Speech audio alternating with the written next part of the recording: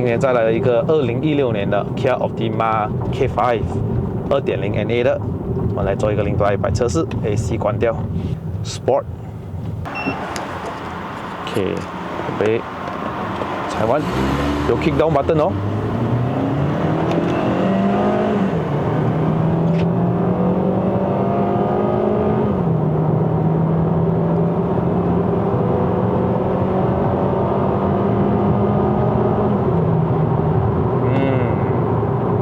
健康。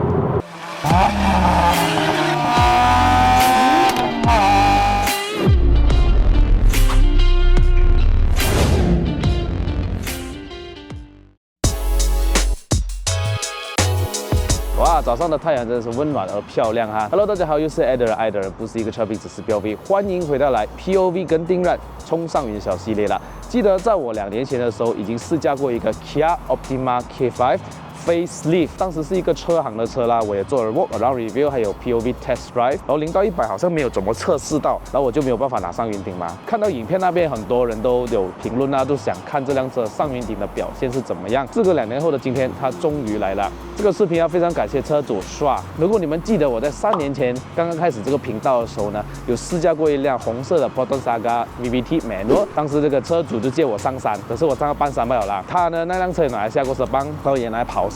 终于他想通了，他不想再玩车了，他想要安安稳稳的、踏踏实实的开一辆车，可以去见一下岳母，没有问题。就是这辆 Optima K5。再次给大家说一下啦，其实 Optima K5 呢是一个2.0版本自吸的，如果是 Optima GT 呢，它就是2.0公升 Turbo 的。我们今天就来先试驾一下 NA 的上山，迟一点再来安排一个 Optima GT， 好吧？首先在这个影片还没开始之前，希望还没订阅我的朋友们呢，记得按下订阅，当我更新新影片的时候呢，你们才可以及时收到通知。那话不多说，我们上去看车 ，Let's go！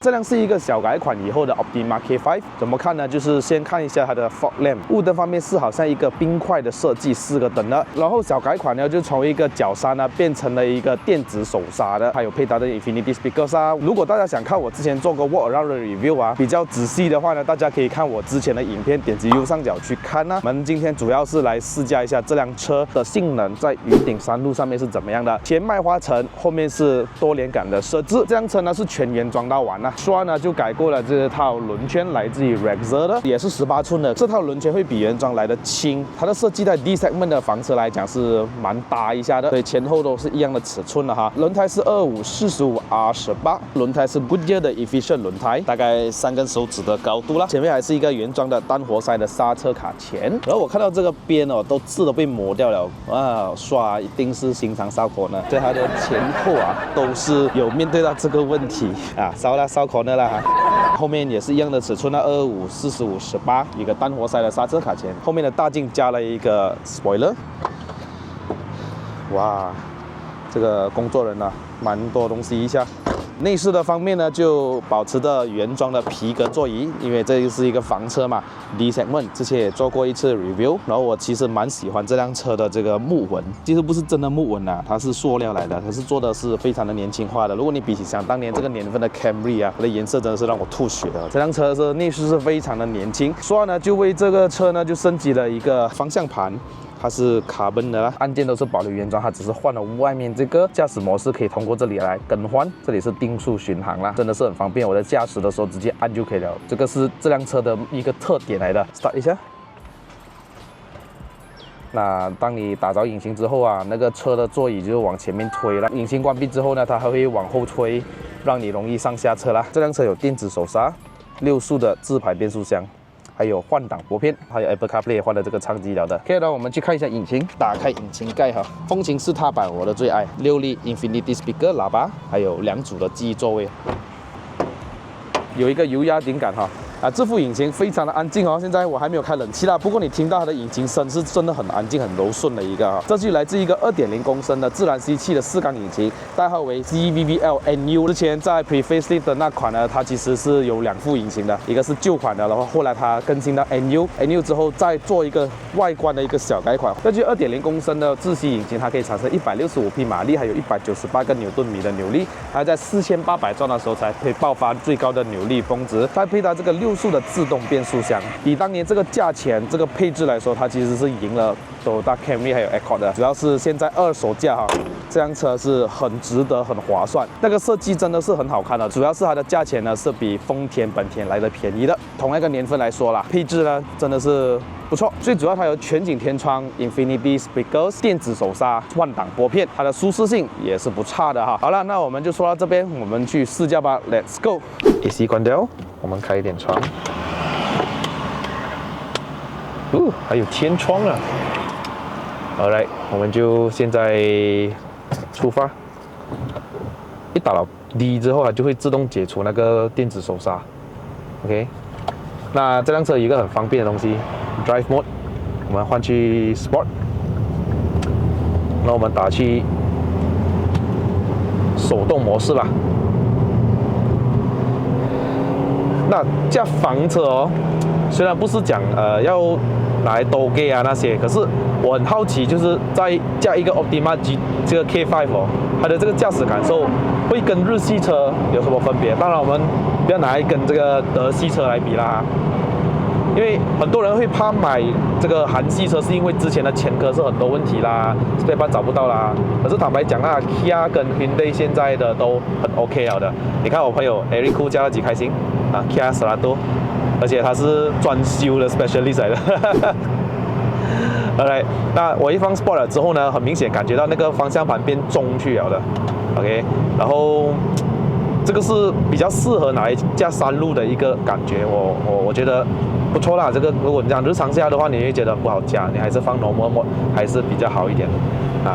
放这个油门的反应差不多，没有分别太大。可是呢，如果你在开拉行驶的时候呢，它就会 hold 着那个档位，让你好像可以随时超车用这样子哈。Thank you， 马哥。啊，说你这个轮胎原来不是你烧出来的那个旁边，这个轮胎是前车主换的是吧？对。所以前车主是都给他记哈，是吧？没有啦，开笑啦，就是一般上我们这样子在 highway 什么烧一个弯啊，也可能会这样子的。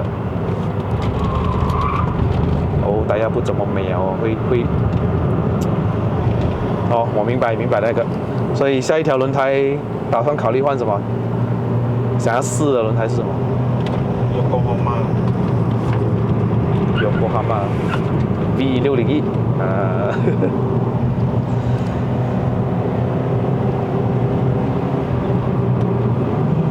这辆车呢，就它在降档的时候，它欠了一个补油，看还会自动升档，会跟斯拉多一样。它这个压箱的变速箱的那个它的 tuning 哦，还是偏家用的哦，舒服的那种哦。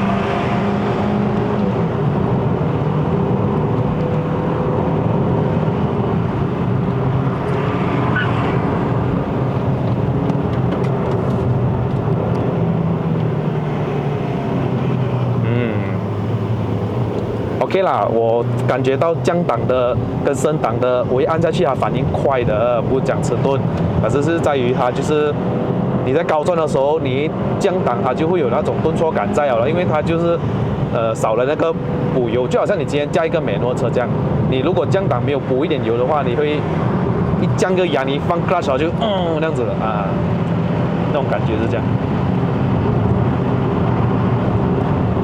哎，我看到法拉利了。嗨，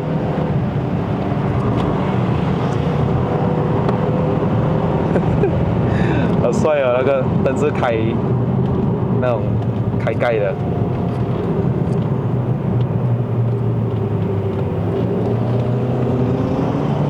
嗨，开开心吗？追 FL5？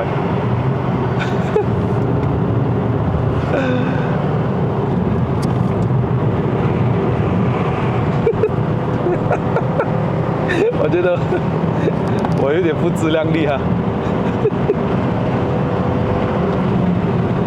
怎么他突然 break 下来？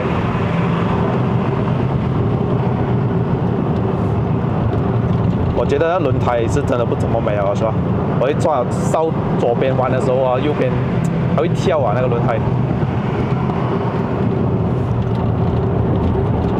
啊，会抓不住的感觉。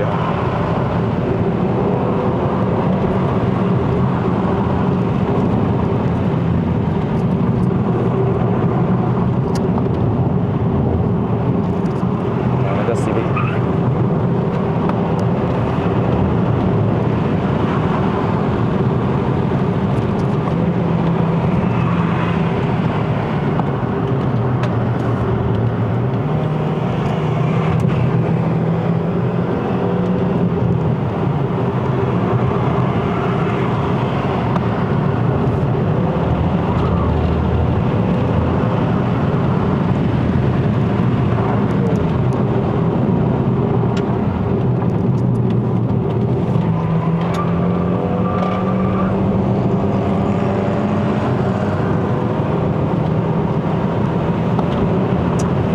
车我很听话，它的整个屁股是因为铆迪林加上 D segment 的房车，这辆车的车重1470公斤，整个屁股是压着去的，而且你要知道 D segment 的怎么说呢？它的那个车重的关系，它的屁股就感觉压下来，很听话的带你过弯。可是它的缺点就是你会 feel 到整个屁股就是重咯，有一个负担在后面的，虽然后面没有载人啊。可是基本上来讲啊，这辆车如果你讲驾云顶哦，很舒服一下的哦，原装啊，原装啊，铆迪林就是铆迪林 ，D segment 就是 D segment。方向盘的反应是让我觉得很好的，我很喜欢这种，OK， 它不会太过直接到会100一点就反应就来，因为毕竟还是 D segment 的一个调教，可是它比起我们家的 Camry 啊，更多这个 Honda Accord 啊，它的方向盘是偏于比较运动化一点了的，这个方向盘。Alright， 这辆车的动力哦，要5000转才会来哦，真的是4800过后那个扭力，所以哦，我觉得为什么它调教要放到这样后面才扭力才出来呢？通常一般的4000转就来，还要4800哦。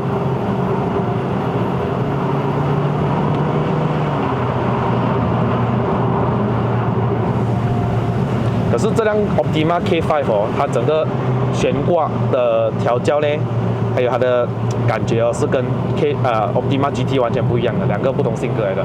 其实 Optima GT 以日常生活来讲哦，它的悬挂是偏硬的 ，OK， 椅子也是偏包覆性一点，比较 sport 一点。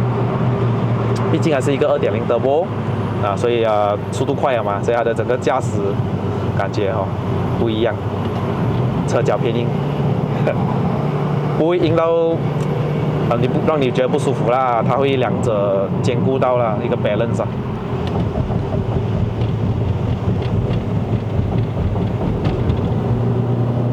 如果有budget哦，很多人都会去买 Optima GT 哦，而且 Optima GT 难找啊，现在有啦，有的是通常是 pre-facelift 的，你要找 facelift 的就比较难一点。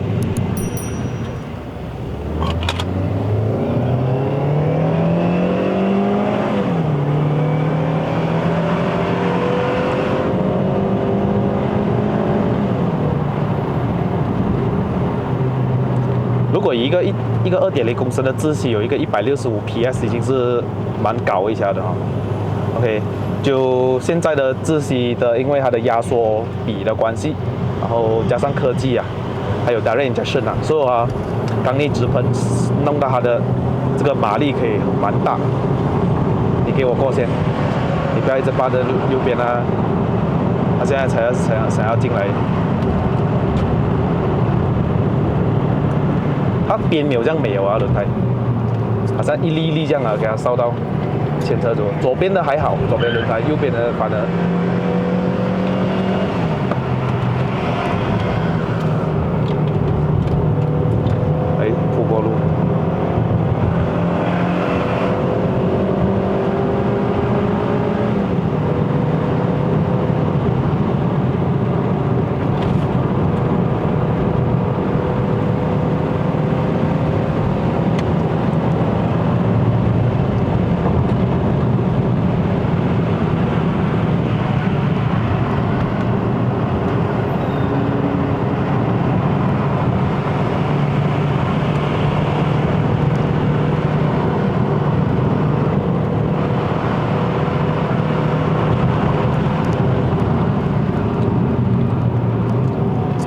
降压还会好像吃一下这样。哇，有个大个洞，我看到吧？哇，我现在还看到，对。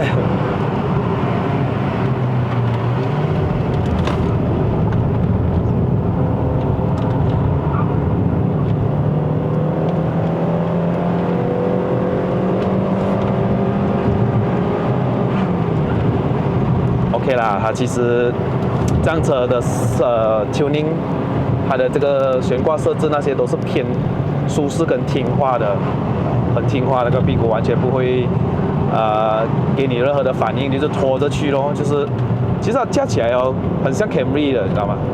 可是 Camry 就是输在原装的悬挂过软。OK， 我是讲这个年代的啦，你不要拿新款的 XV70跟我说啦，就是说。比起 Camry 的话呢，那个侧倾蛮严重的，感觉到 ，OK， 感觉到，如果 Camry 在不改的情况下哦，悬挂跟车身是好像分开一样的，你知道？OK， 舒适是舒适，可是就是没有在于操控那边啊。XV60XV50还好，可是40的话更加糟糕，所以一定要改。可是你改到来，你又少了那种叫什么呢？叫舒适感你要的哈，所以Optima K5 OK 啦，你讲上云顶，不要像我这样子上，载一下家人，其实它操控也是相当不错的。舒适在后面，我相信奥迪零不会差了。你怎么还可以上到的？怎么还又可以上到的？为什么有一般跑车不能上的？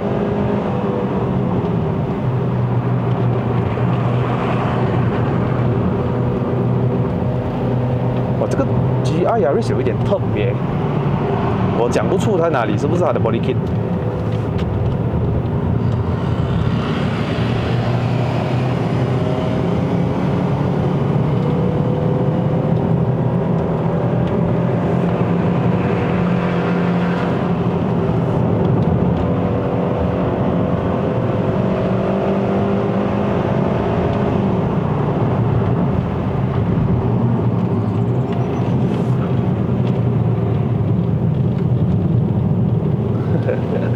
OK 哦，觉得不错啊，这辆车舒适程度来说，刚刚动力其实 OK 啦，你不要 expect 太多。2.0 NA 一个1500公斤左右的 D segment 是比 Camry 的2.0有力了的。Accord 的2.0相信也是差不多这样子，可是因为缺在 Accord 当年的年代还用着5AT， 就是 6AT。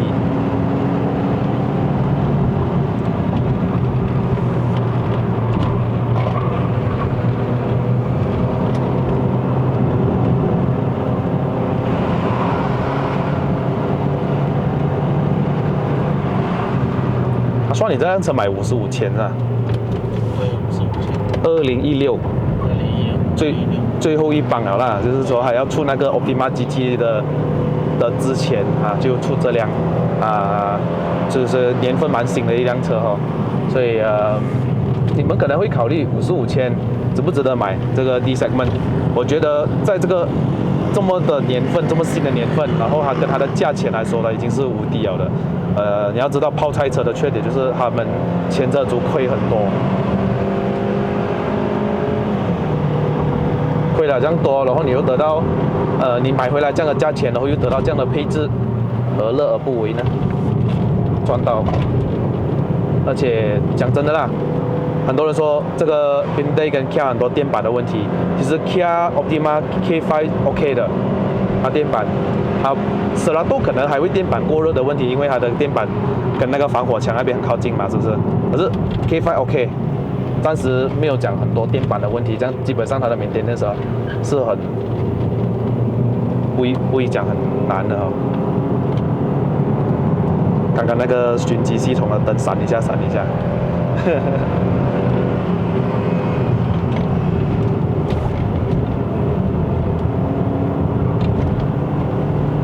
Alright，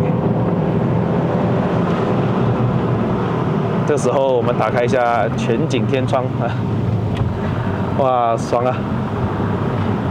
OK 咯，加分咯，再美眉 OK 咯，看星星一下。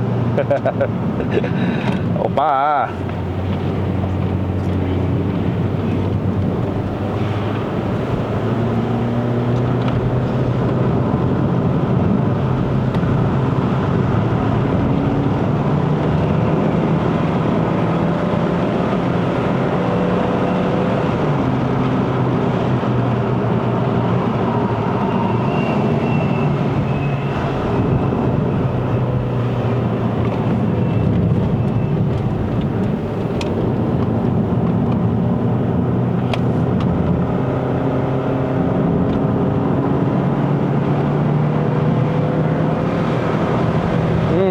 我们就上到顶了啦。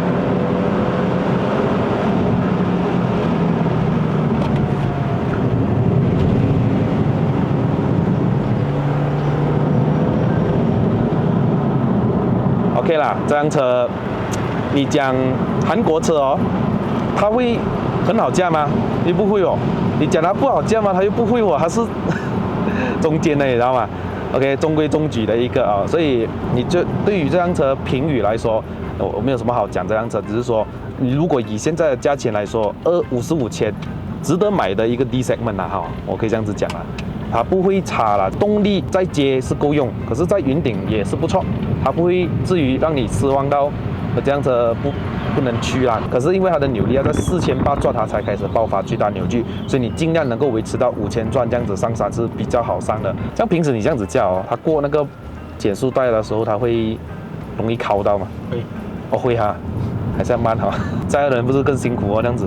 这个是驾 D segment 的烦恼，因为轴距长的关系啊，前轮已经过了那个减速带，已经下去了，你后轮还没有上，所以你中间就。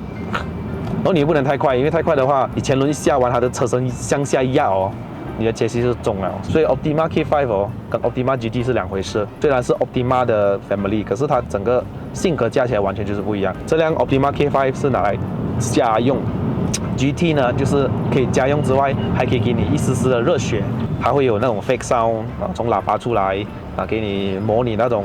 假的引擎声浪 V8 的，加上它的引擎动力，可以让你好像想要拜六礼拜上一下山，或者吹一下风的话，它是足够让你去热血的一辆车。现在 Optima GT 的二手价钱在9万多啊，最便宜我看到，可是 pre-facelift 啦，也是可以考虑一下的。如果你想要一个性能的 D segment，它就是一个蛮值得的、性价比高的一个 D segment Turbo 啊。你要想哦，55千，2016年车。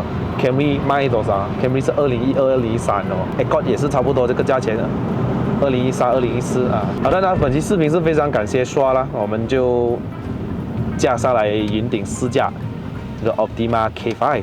来，非常感谢老板，谢谢你，谢谢你，蛮好的一辆车，买到值得这样。其实它整个内饰都很漂亮的 ，OK， 新新的，这里没有包啊，没有什么软质塑胶，然后还改了音响是吧？你是前面有喇叭，你加多2粒这个度位啦。然后我一开门，椅子就会向后退。good。